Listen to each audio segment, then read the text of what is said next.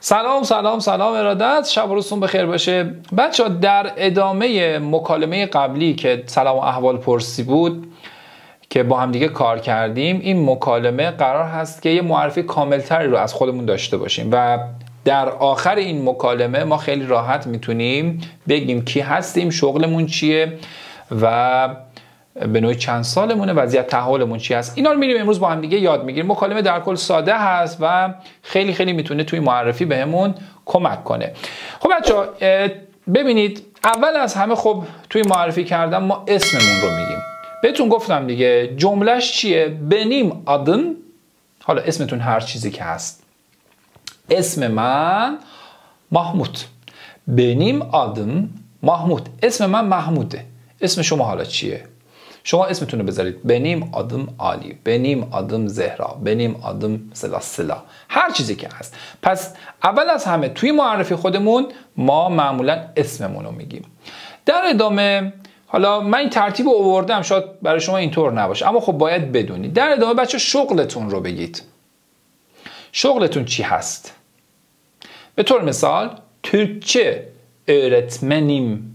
من معلم زبان ترکی ام. Türkçe öğretmenim. معلم زبان ترکی ام. Avukatım. وکیلم. سپرجویم. ورزشکارم. نمیدونم، هر چیزی که هستید. شغلتون هم بچه ها برید پیدا بکنید شغلتون چی هست و اون رو هم میتونید با پسوند اول شخص مفرد میتونید اون رو قرار بدید. Avukatım. öğretmenim. سپرجویم.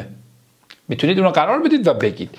در ادامه معمولا اینه که کجا زندگی میکنید. طرف میگه مثلا شما کجا زندگی میکنید، میتونید بگید هر شهری که هستید. تهراندا، مشده، اصفهاندا، در اصفهان، در تهران، در مشهد oturuyorum. می نشینم یا همون زندگی میکنم. پس کجا زندگی میکنید هم میتونه خیلی مهم باشه توی معرفی کردنتون. استانبول'da oturuyorum. یا بچه‌ها yaşıyorum هم میگن، زندگی میکنم. اول میگیم oturuyorum یعنی دارم اونجا زندگی میکنم، میشینم. به نوعی ساده تر و خودمانی تر هست. مشهده oturuyorum. توی مشهد زندگی میکنم، توی مشهد میشینم. پس اینم دقت داشته باشید. پس اول از همه میتونید اسمتون رو بگید، بعد شغلتون رو بگید و بعد محل زندگیتون رو بگید، کجا زندگی میکنید. در ادامه رشته تحصیلیتون رو بگید. رشته تحصیلی من نمیدونم، به طور مثال پسیکولوژی okuyorum. üniversitede در دانشگاه پسیکولوژی okuyorum. روانشناسی میخونم. شما میتونید به همین صورت توی همین جمله بیاین اون رشته تحصیلیتون رو قرار بدین. رشته تحصیلی شما چی هست؟ اون وسط بذارید و بگید okuyorum، میخونم. در ادامه بچه سن و سالتون رو بگید. اعداد رو که یاد گرفتید دیگه، توی درس پنجم بود عددا. اگه یاد نگرفتید حتما یاد بگیرید عددا رو و بیاین سن و سالتون رو بگید. به طور مثال 20 yaşındayım. 20 ساله هستم. yaşındayım. همین کلمه، همین جمله رو اگه یاد بگیرید اون عددش هم میتونید تغییر بدید و بگید که سن و سالم انقدره. به طور مثال 37 yaşındayım. 37 ساله هستم. 25 yaşındayım. 25 ساله هستم. سن و سالتون هم بچه‌ها میتونید به این شکل بگید. در ادامه وضعیت تحولتون رو بگید. ببینید بچه‌ها ما یا بکار داریم یا evli داریم. شما اگر مجرد هستید باید بگید بکارم. ببینید بکارم. اگر متأهل هستید بگید evliyim. بکارم evliyim. به این صورت. مجردم، متأهلم. بکارم evliyim. در ادامه همینا کافیه دیگه، چیزی دیگه این نیست. بریم یه بار دیگه بچه‌ها با هم دیگه مرور بکنیم و شما یک چنین چیزی رو برای معرفی خودتون میتونید بعد این ویدیو بگید و بنویسید. بنیم آدم امیر. من امیرم.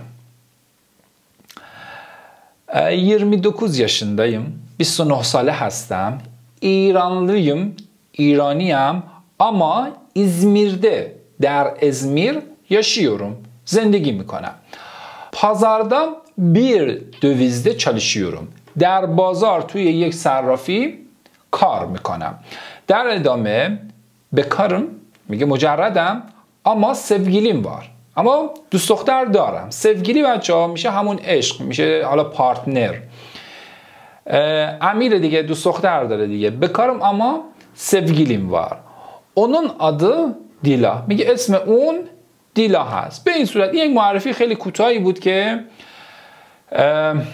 داشت دیگه. مثلا اسمم امیر، 29 سال سن دارم، ایرانی ام اما تو ازمیر دارم زندگی میکنم و توی بازار توی یک دویز دارم کار میکنم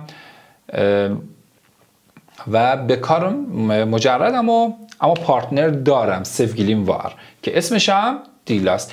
این یک معرفی خیلی کوتاهی بود که بچه‌ها شما میتونید از این جملاتی که بهتون گفتم استفاده بکنید. حالا جاشو میتونید عوض کنید، جای اسم، جای سن، جای اون مکانی که دارید زندگی میکنید رو عوض کنید یا کاری که دارید انجام میدید عوض کنید و یک مکالمه خیلی خیلی پروپیمونی رو از معرفی خودتون به دیگران داشته باشید. همین، نکته دیگه این نیست. شب و روزتون عالی باشه. هر کجا هستید در پناه خدا باشید. فعلا.